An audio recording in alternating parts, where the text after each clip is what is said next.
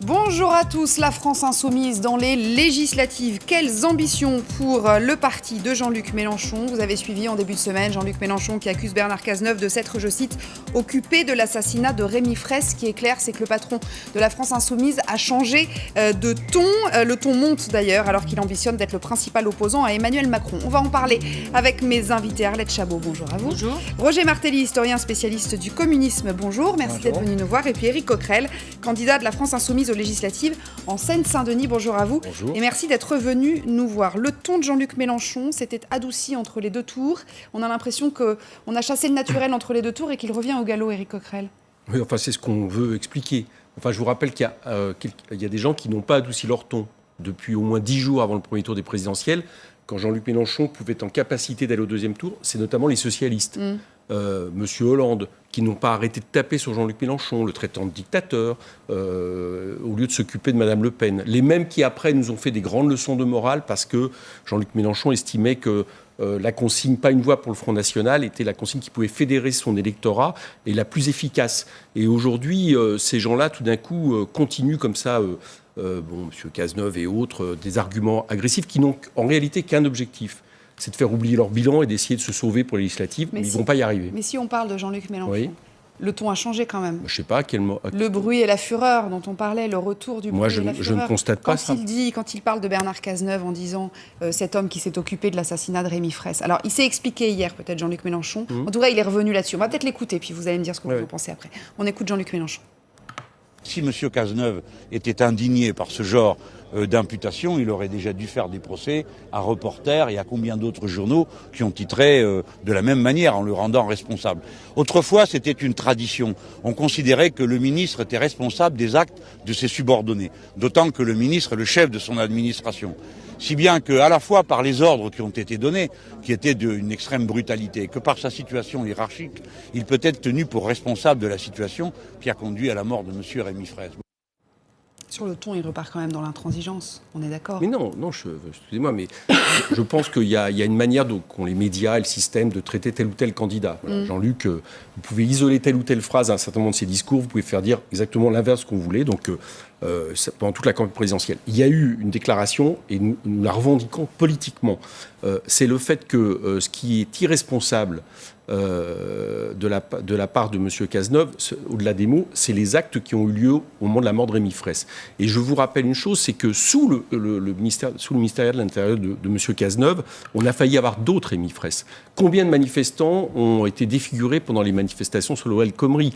Dans les banlieues, combien de jeunes ont eu des problèmes absolument graves jusqu'à la mort d'Adama Traoré? Donc c'est un ministre de l'Intérieur qui était extrêmement répressif. Et nous avons l'habitude de ne pas condamner les hommes sur le terrain, parce qu'eux, ils reçoivent des ordres, en tout cas, mais celui qui a la responsabilité politique. Non, mais la responsabilité politique de la mort. Après, on va avancer, mais la responsabilité de la mort de Rémi Fraisse, c'est M. Cazeneuve. L'idée de dire celui qui s'est occupé de l'assassinat de Rémi Fraisse, ça a une connotation de commanditaire. Vous voyez ce que je veux dire? Non, mais c'est pas un commanditaire, c'est celui qui, à un moment donné, donne les ordres politiques au moment de l'affaire Siemens. Moi, j'y étais la journée qui a précédé la mort de Rémi Fraisse. Les ordres politiques étaient de tenir coûte que coûte sur un terrain absolument très compliqué aux hommes qui étaient présents. Bon. Donc, ils étaient en relation directe avec Beauvau. Tous les policiers vous expliquent, y compris pendant les mobilisations sur la Khomri, que tous les ordres viennent de Beauvau. Donc, il y a une responsabilité politique. Et je vous rappelle qu'aujourd'hui, d'un point de vue judiciaire, c'est le mot d'homicide qui est retenu. Donc, le mot d'homicide a un sens. Ça veut dire qu'il y a bien eu mort d'un homme, la mort d'un homme qui n'est pas venu comme ça par hasard, mais lié à une manifestation, un pacifiste. Et donc, nous le répétons, M. Cazeneuve a une responsabilité politique entière. Et c'est ce qu'il veut oublier. Bon, et il y a une autre chose un peu étonnante quand même, c'est que Jean-Luc Mélenchon le rappelle ici. Pourquoi M. Cazeneuve n'a pas réagi quand il était ministre de l'Intérieur? À l'époque, on a demandé sa démission. On l'a accusé justement déjà, nous, pour notre part, d'avoir cette responsabilité politique. Et là, tout d'un coup, c'est là maintenant qu'il passe sur la question judiciaire. Tout ça est un enrobage pour faire oublier une chose. Pour faire en sorte que pour ces élections législatives, nous n'ayons pas le débat politique que nous devrions avoir, parce que c'est ces élections législatives qui vont décider de quelle majorité politique va gouverner ce pays. Et on est en train d'essayer justement d'utiliser tous les subterfuges pour l'oublier. Et c'est ce que notamment font les socialistes. Alors, on va fermer ce chapitre-là avec la réponse de Bernard Cazeneuve ce matin à la radio. Écoutez. C'est un sentiment de profond dégoût. Si l'un de mes adversaires politiques, parmi les plus acharnés, devait faire l'objet d'attaques du type de celle que Jean-Luc Mélenchon a prononcé à mon encontre, je serai le premier à le défendre. La politique, ça ne consiste pas par la manipulation, le mensonge, l'invective, l'insulte, à essayer d'atteindre l'autre. Là où il y a des sentiments républicains, il doit y avoir du respect. Voilà, donc c'était pas on va repasser celui de la radio ce matin. Parce que le mot dégoût, ça c'est pas agressif évidemment. Non, mais c'est-à-dire que effectivement, je pense que sur les mots ça a été. Moi, je voudrais avoir votre avis, Arlette Chabot, sur ce chapitre-là. Alors, Éric Coquerel me dit mais non, il a toujours été comme ça. Il a changé de ton quand même, Jean-Luc Mélenchon, entre les deux tours de la présidentielle. Il y a un bon et un mauvais Jean-Luc Mélenchon. Il y a un bon Jean-Luc Mélenchon, c'est celui de la campagne, qui est, on le sait, un très bon orateur, un pédagogue, un bon prof qui sait s'adresser aux gens comme il le fait en faisant effectivement encore une fois de la pédagogie, en leur expliquant les problèmes. C'est un bon Jean-Luc Mélenchon, respectable, cultivé, intelligent. Puis il y a Jean-Luc Mélenchon qui dérape. Parce qu'au fond, ce que dit Éric Coquerel, on peut s'interroger sur une responsabilité politique d'un ministre de l'Intérieur. Formulée comme le fait Éric Coquerel, c'est effectivement, on revient au débat qui avait eu lieu lors de la mort de Rémi Fraisse. Mais dire que M. Cazeneuve s'est occupé de l'assassinat de Rémi Fraisse, évidemment, on n'est pas dans le même registre. Donc il y a un registre politique qui est celui du débat, et il y a celui de l'insulte, et on comprend que Bernard Cazeneuve reçoivent cette formule comme ça. Et d'ailleurs, au fond, on a bien entendu Jean-Luc Mélenchon dire hier aussi qu'il avait été piqué au vif par la remarque de Bernard Cazeneuve entre deux tours. Il avait reproché au leader de la France Insoumise de ne pas appeler à voter pas au-delà de contre Marine Le Pen, mais pour Emmanuel Macron. Il avait parlé d'une faute morale et politique. Et hier soir, Jean-Luc Mélenchon dit j'ai été piqué au vif, voilà pourquoi je m'exprime comme ça. J'étais fâché. Il y a un débat politique qui peut exister sur le maintien de l'ordre, encore une fois, sur l'action et les choix du ministre de l'Intérieur. Il y a des formules qui sont inacceptables. Et on peut aller un peu plus loin encore. Quand Jean-Luc Mélenchon dit que chez Emmanuel Macron, il y a des aspects poutiniens, évidemment, on peut aussi contester des nominations ou critiquer la politique d'Emmanuel Macron. On comprend bien là que Jean-Luc Mélenchon revient à des formules qui sont assez discutables et qui le ramènent, j'allais dire, au mauvais Jean-Luc Mélenchon. C'est de l'outrance, Roger Martelly, ce sont des dérapages, comme dit Arlette Chabot, où il revient simplement à l'outrance, qui était son créneau. Personnellement, ce que je retiens, c'est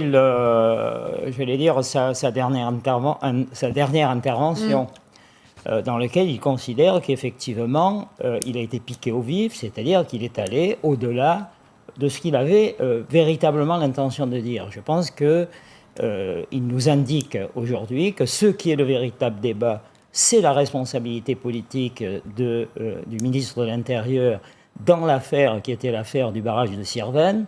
Ajoutons, c'est la responsabilité du ministre de l'Intérieur d'avoir accepté avec le gouvernement Hollande-Valls une logique qui était quand même une logique d'état de guerre, de montée de pression, qui depuis des mois crée un climat qui est un climat que l'on peut qualifier de véritablement dangereux. Je pense que nous pouvons en rester là. Désormais, le débat doit être placé sur le terrain politique. Quelle politique doit-on suivre en matière de sécurité ? Comment doit-on assurer la sécurité, le bien-être des Français ? Nous sommes au cœur du débat et je pense qu'il faut en rester là aujourd'hui. C'est ce que propose Bernard Cazeneuve à la radio. Donc on vous a recalé le son de la radio ce matin. Écoutez. Beaucoup de ceux qui sont en politique considèrent que le monde doit tourner autour d'eux. Et parfois, c'est le cas de Jean-Luc Mélenchon, après 40 ans de vie politique, considère que s'il devait se retirer, le monde s'effondrerait. Je ne pense pas cela. Moi, j'ai toujours considéré que dans la vie politique, il fallait mieux essayer d'être utile plutôt que d'apporter la démonstration tous les jours qu'on est indispensable, surtout quand pour faire la démonstration qu'on est indispensable, on se laisse aller à ses excès, à ses outrances. Excès, outrance, et il a terminé en disant « S'il s'excuse, je ne porterai pas plainte ». Dont acte. Ouais. Enfin, moi, j'écoutais Arlette Chabot, j'écoute Monsieur Cazeneuve maintenant, et donc j'ai compris. Si Jean-Luc Mélenchon avait dit qu'il s'était occupé d'un homicide, ça aurait été satisfaisant pour vous. Occupé, qui est insupportable. Non, je croyais que c'était assassinat. Mais... Alors, il faut savoir, c'est assassinat, c'est homicide. On voit bien la difficulté. Moi, ce que je vous dis, vous posez les problèmes différemment. Vous dites, on pose des questions sur le maintien de l'ordre. Laissez-moi répondre à ce que vous avez dit tout à l'heure. Monsieur Cazeneuve, et je répète, vous avez dit, on peut effectivement parler des responsabilités politiques politique. Responsabilité politique, ça veut dire qu'on s'occupe de quelque chose. Quand on donne un ordre, à un moment donné, une certaine gestion de maintien de l'ordre à tel ou tel endroit, ça veut dire qu'on s'occupe de quelque chose. Donc je vous le redis, si c'est une responsabilité politique, ça veut dire qu'il s'occupe. Alors, si vous préférez le mot homicide au mot assassinat, il n'y a pas de problème, c'est comme ça que ça pénalement. Donc on voit bien que la question de fond est réelle. Et ce qui est outrancier, j'entends à nouveau M. Cazeneuve, qui s'est spécialisé là-dedans. Hein. Entre les deux tours, tout d'un coup, il a estimé que Jean-Luc Mélenchon faisait une faute morale, alors que je n'ai pas entendu parler des propos du chef de l'État disant que Jean-Luc Mélenchon était un dictateur avant le premier tour, ou par exemple des communiqués du Parti socialiste avant le premier tour, tapant uniquement Jean-Luc Mélenchon, alors que moi j'aurais pensé quelque part que de la part d'un parti démocratique, on aurait plutôt tapé Mme Le Pen au moment où justement Jean-Luc Mélenchon pouvait prétendre être au deuxième tour, ce qui nous aurait assuré un débat démocratique meilleur. Donc les propos outranciers, si vous voulez, la manière dont à un moment donné, tous ces gens-là, qui font partie du système, estiment que c'est eux qui donnent la bonne tonalité, la phrase qui va bien, qui est acceptable. Et puis d'un autre côté, il y aurait quelqu'un qui tout d'un coup serait à nouveau transformé en le bruit et la fureur, comme vous le faites. Je dis que tout ça, c'est une manière d'éviter une chose au moment de ces élections législatives, c'est que la seule force alternative républicaine à la politique de M. Macron, puisque les républicains et les socialistes n'arrêtent pas de dire qu'ils jugeront au cas par cas, donc en gros, ça sera les auxiliaires de la majorité de M. Macron.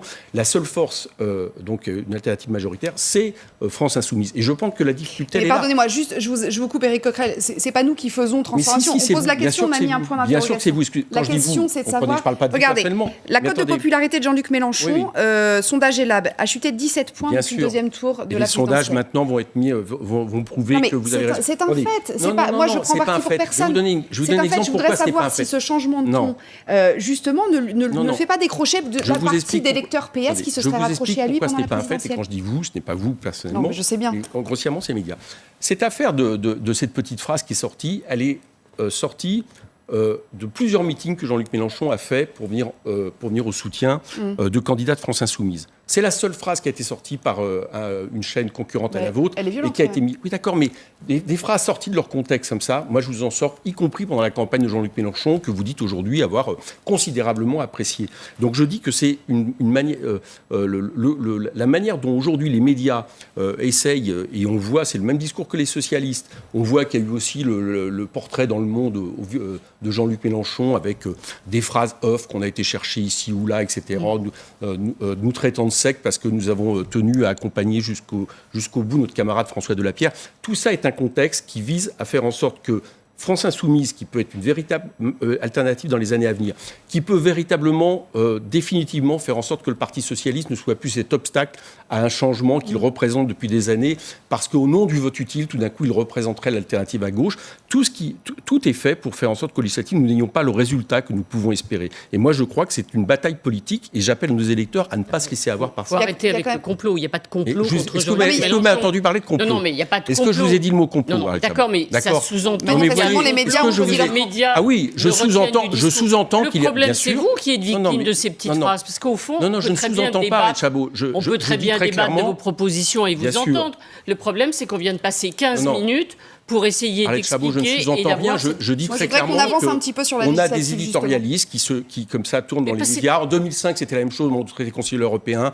La gauche du non était considérée comme des nationalistes, des retardés. Pardon, mais vous mélangez totalement tout. Et là, aussi, je pense que c'est le même problème. Quand on salue la campagne de Jean-Luc Mélenchon, c'est formidable. Et quand on dit qu'il dérape et qu'à nouveau... vous saluez la campagne. Il tombe lui-même. Est-ce que vous pouvez... Alors, on va passer aux législatives. 10 jours avant le premier tour, excusez-moi, quand Jean-Luc Mélenchon était très haut dans les sondages, la tonalité avait commencé à changer. Là, on parlait de dictateur, on parlait d'amis de M. Poutine, alors que simplement, en réalité, Jean-Luc Mélenchon annonçait qu'il rencontrerait M. Poutine, ce que devait faire M. Macron. Donc la tonalité avait commencé à changer. Est-ce qu'il faut forcément, pour être dans l'opposition à Emmanuel Macron, aller de plus en plus à gauche ou de plus en plus à droite? On a l'impression que... Parce que l'ambition de la France Insoumise, c'est le principal opposant, a priori. Je crois qu'il faut aller de plus en plus à gauche. Si vous me posez la question, la réponse est évidente. Nous nous trouvons aujourd'hui dans une situation qui est une situation de crise politique. Une situation qui se traduit par la perte des repères, qui se traduit par l'incertitude électorale, qui se traduit par la mise à l'écart d'un nombre non négligeable d'électeurs potentiels. Bref, nous sommes dans une situation de crise politique. Ce qui produit cette crise politique, c'est en particulier le fait que depuis plusieurs décennies, on a pris l'habitude de considérer que, sur le fond, j'allais dire, des grandes orientations pratiques, de la façon de gouverner, de la manière de penser le rôle de l'État dans la vie économique, la gauche et la droite sont contraints de faire à peu près la même chose. Et moi, je crois qu'il faut sortir de cette situation. C'est-à-dire, la gauche et la droite, ça représente des options sociales, des options économiques qui doivent s'affronter véritablement. Et le fait que l'on retrouve de la clarté autour des grands débats qui opposent historiquement la gauche et la droite, personnellement, je trouve que c'est bien. Je pense que depuis des années et des années, il manquait à la gauche de l'espace politique une force capable à un moment donné de peser sur l'espace politique. Or, ce qu'a apporté le premier tour de la présidentielle, c'est justement, de ce point de vue, une rupture. Jean-Luc Mélenchon réussit le score le plus élevé de la gauche de gauche depuis 1969 à une élection présidentielle. Depuis 1978, c'est le Parti socialiste qui domine la gauche. Pour la première fois, nous nous trouvons dans une situation où celui qui donne le ton ne se situe pas sur le terrain de l'acceptation des normes de la mondialisation, mais se situe bien à gauche. C'est le cas de la campagne qu'a portée Jean-Luc Mélenchon. Mais qui sera dans l'opposition systématique ou pas alors ? Pardon ? Qui sera dans l'opposition systématique ? Dans l'opposition systématique, si la politique qui se déploie au niveau du gouvernement est telle qu'elle est annoncée depuis la campagne des élections présidentielles, j'ai du mal à voir comment on pourrait trouver des points d'entente avec les forces gouvernementales qui sortiront de la totalité de cette séquence. En tout cas, pour l'instant, nous avons la vérité des prix. Emmanuel Macron est élu au centre, théoriquement gauche. Le Premier ministre est de droite. Les ministères, qui sont les ministères cardinaux, c'est-à-dire ceux qui organisent la vie économique et sociale, sont à la droite. La gauche, de ce point de vue, est réduite à la portion congrue. Je ne vois pas comment, sur cette base-là, une organisation de gauche bien à gauche pourrait être ailleurs que dans l'opposition résolue. Éric Coquerel, l'ambition de la France insoumise, alors pour les législatives déjà, vous allez me dire ce qu'elle est peut-être en nombre de sièges, et puis pour après, pour la reconstruction de la gauche, est-ce que la France insoumise pourrait être la base d'un nouveau parti qui se construirait sur les ruines d'Europe Écologie Les Verts, du PS, du Parti communiste, et fédérer tout ça ? Un parti, non, ça a été dit, c'est-à-dire que ça restera un mouvement dont les caractéristiques, justement, seront de permettre la plus grande implication citoyenne possible, la plus grande mise en action de ces centaines de milliers de citoyens qui, depuis des années, à tort ou à raison, mais en tout cas, considèrent que les partis, aujourd'hui, ne sont pas leur cadre d'organisation. Donc voilà. Mais par contre, c'est vrai que c'est un mouvement qui aspire à ce que disait Roger Martelly, à recomposer notre espace politique. Bon, je dirais juste pas, c'est juste l'appellation gauche de gauche, vous savez, qui nous gêne un peu, qui nous laisse un peu en latéralité.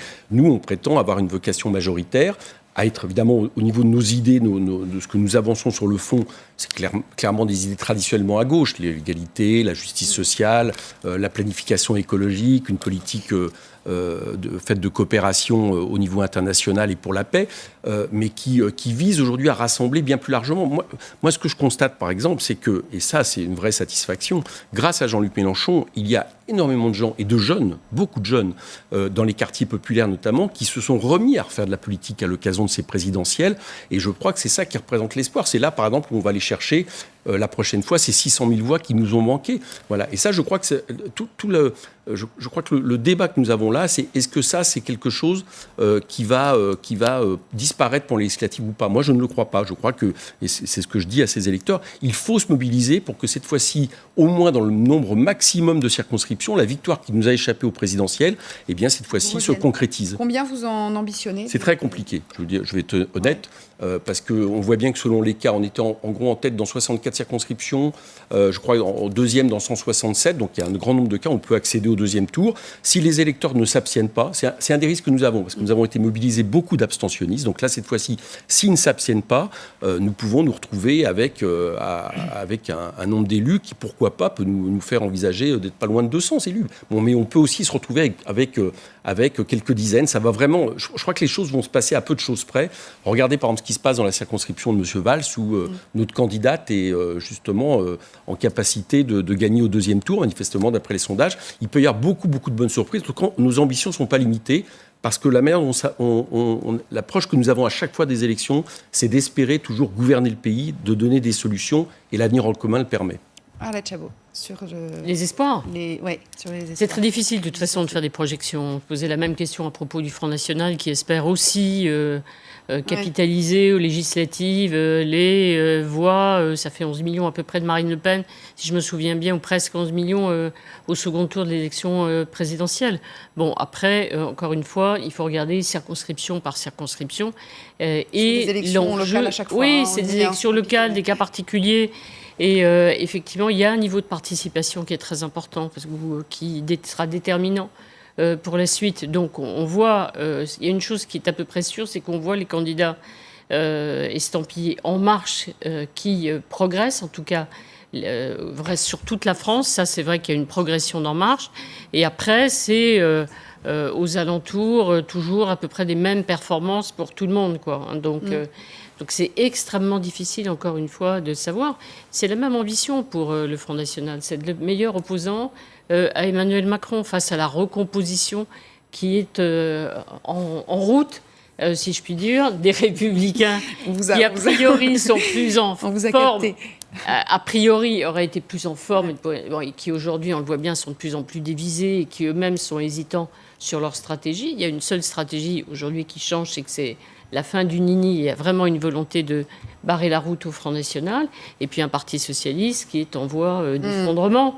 Donc, au milieu de ça... Qui est en voie d'effondrement, pardon, mais alors le Parti socialiste en voie d'effondrement, et en cela, Jean-Luc Mélenchon rend service à Emmanuel Macron, quand même, parce qu'il s'est occupé tout seul du Parti socialiste. Oui, le Parti socialiste s'est occupé d'abord lui-même, déjà, de se faire beaucoup de mal, et maintenant, il y a le coup de grâce que veut donner Jean-Luc Mélenchon au PS, mais c'est encore une fois extrêmement difficile. Et le fait que, de façon symétrique, Marine Le Pen et Jean-Luc Mélenchon essaient d'être élus dans ce Parlement, parce qu'il y aura évidemment rivalité et présence forte, volonté forte d'être présent au Parlement pour contrer Emmanuel Macron et sa politique. Il faut dire que c'est totalement l'opposé, parce que si on regarde bien la politique d'Emmanuel Macron, il n'y a pas qu'une opposition évidemment sur la politique économique, il y a une opposition totale sur l'Europe et aussi sur les institutions. Jean-Luc Mélenchon, 6e République, et on a aujourd'hui un président qui, lui, au contraire, veut revenir à la tradition des institutions de la 5e République. Donc il y a une opposition totale. Roger Martelly. Oui, écoutez, de toute manière, jamais la prédiction en matière électorale n'aurait été aussi aléatoire. Oui, c'est vrai. C'est-à-dire, nous sommes dans les élections de toutes les surprises. Il y a des chances pour que ça aille jusqu'au bout. Alors, cela dit, en ce qui concerne le rapport entre présidentielle et législative, je crois qu'on peut dire que la France insoumise bénéficie, j'allais dire, au départ, d'un socle qui est un socle intéressant. Il y a ce résultat global national que j'ai indiqué, qui est exceptionnel dans la période, j'allais dire, des 4 dernières décennies. Il y a le fait que le vote de Jean-Luc Mélenchon est un vote qui s'est renationalisé. Le vote du Parti communiste était peu à peu étiolé, et surtout, s'était approché, j'allais dire, du néant dans toute une série de zones territoriales de la France, dans de grand nombre de circonscriptions. Là, cette fois, Jean-Luc Mélenchon n'est au-dessous de 13,5% dans aucun département français. Renationalisation. Il est très implanté, d'autre part, dans des zones qui avaient été des zones de forte implantation communiste, avec des effets, j'allais dire, sur la représentation parlementaire. Il a redynamisé des espaces que le Parti communiste n'arrivait plus à mobiliser depuis des années et des années. Notamment via les jeunes, d'ailleurs, ce que disait Eric Coquerel tout à l'heure. Notamment vers les jeunes, et rajoutons son implantation dans la France urbaine, et notamment la zone de forte densité urbaine. Et je rajoute, cerise sur le gâteau, dans une trentaine de circonscriptions, la France insoumise et le Parti communiste ne seront pas en concurrence. Nous avons donc, j'allais dire, un bloc qui est un bloc intéressant. Le problème, bien sûr, c'est que rien ne garantit qu'il y a une transcription directe de la présidentielle à la législative. La présidentielle, ne nous le cachons pas, n'aurait pas été ce qu'elle était sans la personnalité de Jean-Luc Mélenchon, bruit et fureur ou pas bruit et fureur, sans sa personnalité. Là, en l'occurrence, nous avons affaire à des candidatures, par exemple, de France Insoumise, qui ont pour elles leur nouveauté.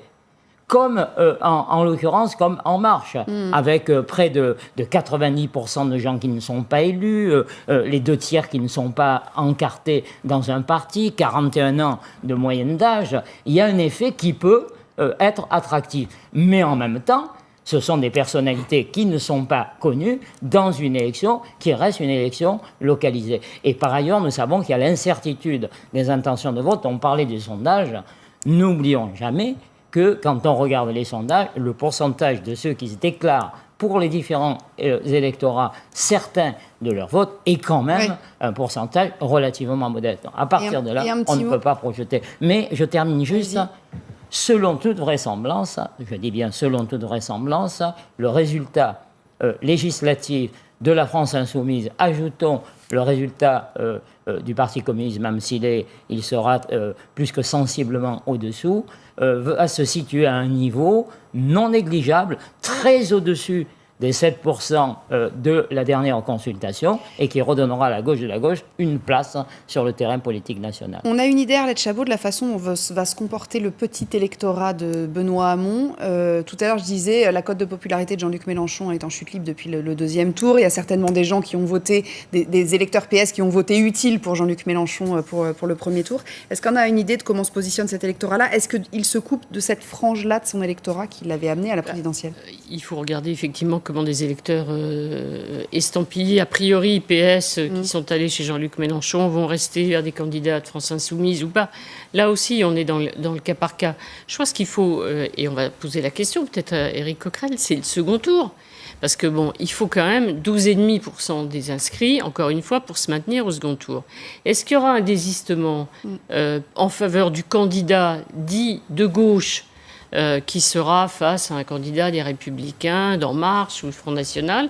Est-ce qu'il y aura, même surtout quand il y a des triangulaires, retrait ou appel à voter pour un candidat représentant une gauche d'opposition pour le second tour?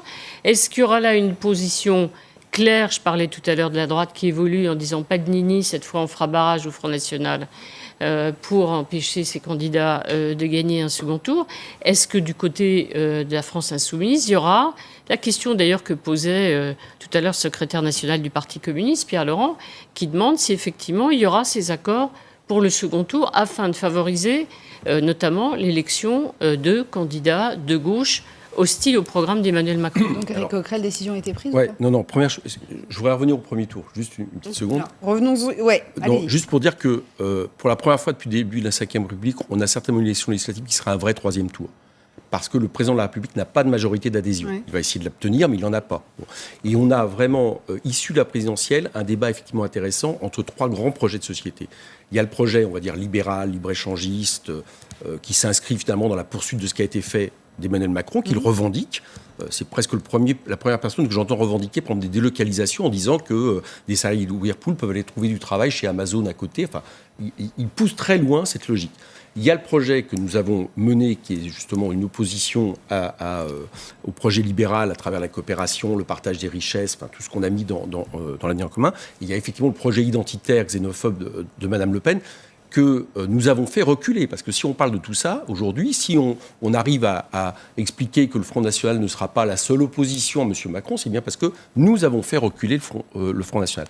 Et les électeurs, nos électeurs, s'ils ne s'abstiennent pas, ils peuvent même nous rendre majoritaires. Donc, excusez-moi, mais d'abord, je voudrais parler du premier tour pour considérer qu'il y a un véritable enjeu politique. Si tous les gens qui ont voté Jean-Luc Mélenchon, plus de 7 millions de personnes veulent remettre un bulletin de vote pour France Insoumise, puisqu'il y aura la même étiquette partout nationalement, nous pouvons aller jusqu'à une majorité ou au moins avoir un nombre suffisant de députés pour empêcher que M. Macron ait une majorité. Et pourquoi pas de sens que vous disiez tout à l'heure. Voilà. Après, sur la deuxième chose, vous me parlez pour le deuxième tour, donc on attendra peut-être le premier tour.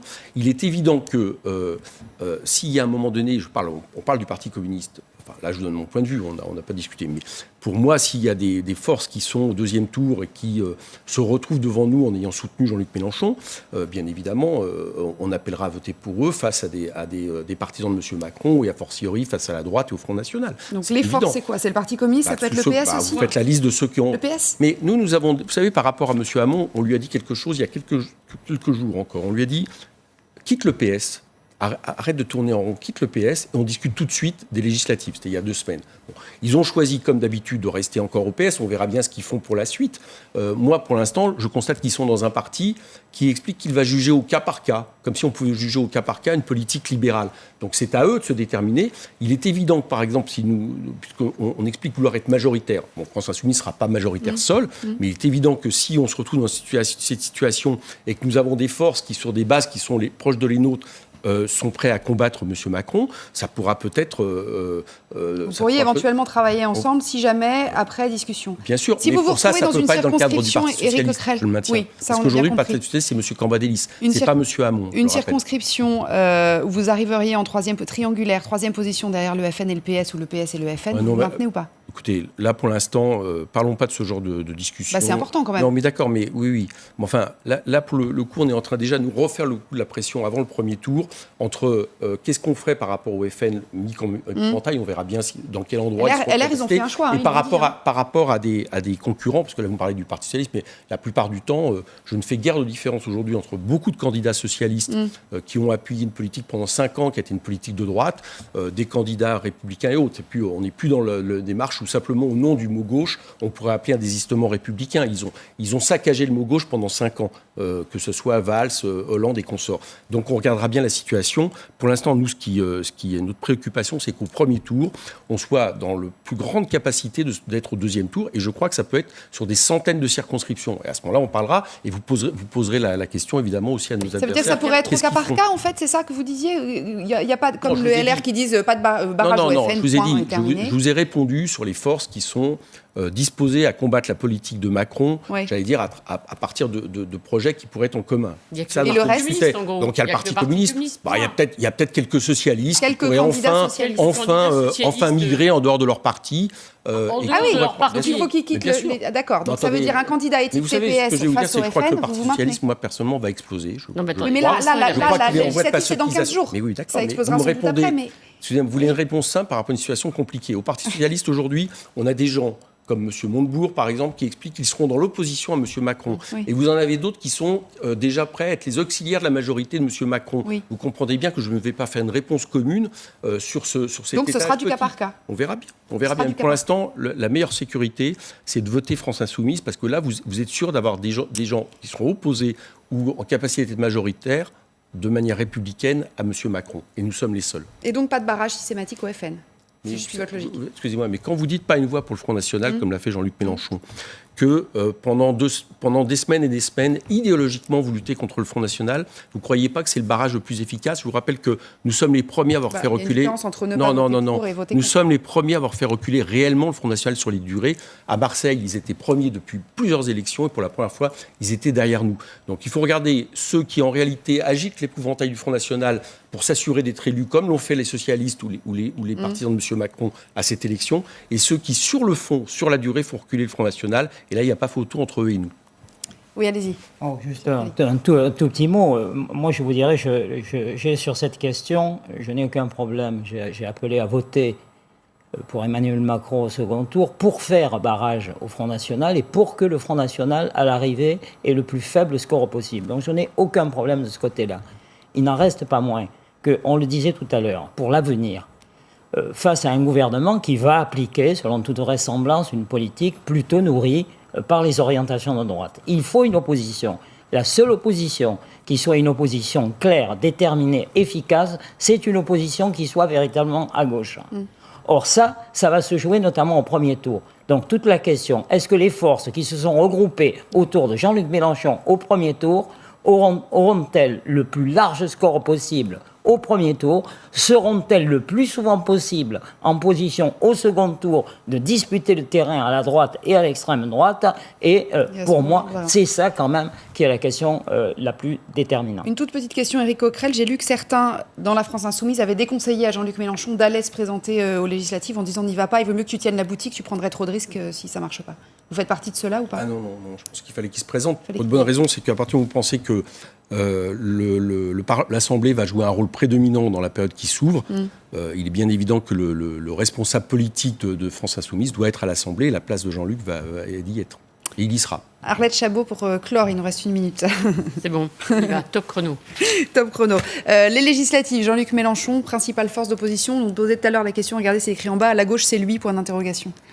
On verra surtout le groupe, effectivement, le nombre de députés. On va regarder, on va compter qui pour la France insoumise. On verra combien le Front National aussi emportera de circonscriptions, ce qui restera du Parti socialiste. On pensait 2 groupes au Parti socialiste, peut-être ceux qui auraient très envie de travailler avec Emmanuel Macron et ceux qui n'auraient pas envie de travailler avec lui. On n'est pas certain que le PS aujourd'hui puisse avoir 2 groupes dans l'Assemblée de demain. Ce qui est important pour la France insoumise, c'est la recomposition effectivement de la gauche au lendemain de ces législatives. Comment le PS va évoluer et comment la France insoumise va évoluer, et ceux qui pourront vivre ensemble ou au contraire continuer face à face ou côte à côte. Voilà, merci beaucoup. Et la minute est terminée. Merci à tous les 3. Merci d'être venus me voir, et on vote dans moins de 15 jours maintenant pour le premier tour des législatives. Tout de suite, dans quelques minutes, un nouveau journal.